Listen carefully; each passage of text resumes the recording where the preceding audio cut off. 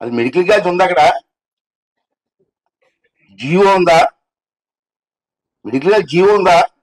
చెప్పయా పెద్దనా, చెప్పు. మెడికల్ మరి లేకపోతే మెడికల్ కాలేజ్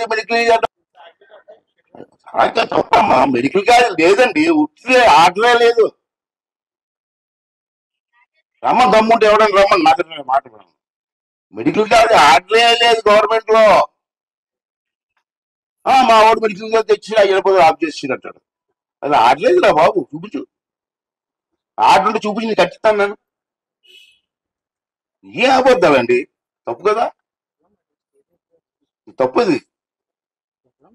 అతను రాయండి, ఆర్డర్ చూపించి మనం,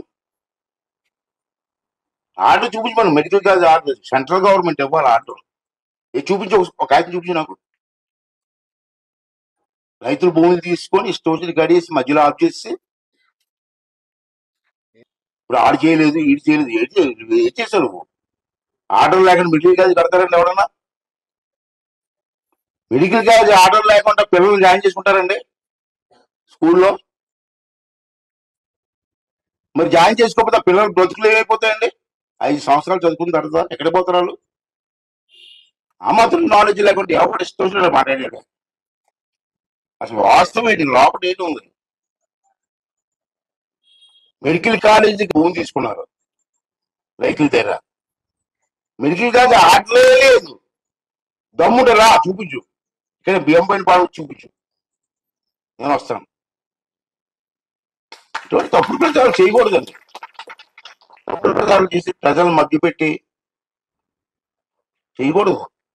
చేత కాకపోతే చేత కాదని చెప్పాలా, చేయలేకపోని చెప్పాలా, ప్రయత్నం చేసాం అవలేదని చెప్పాలా.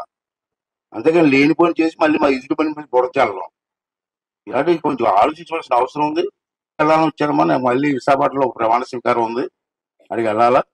ఈ 4 మాటలు చెప్పే అవకాశం నాకు కల్పించిన పెద్దలకి, అధికారులందరికీ, ఆర్డీఓ గారు, ఎంఆర్ఓ గారు, ఎండిఓ గారు అందరూ వచ్చారు, వాళ్ళందరికీ కూడా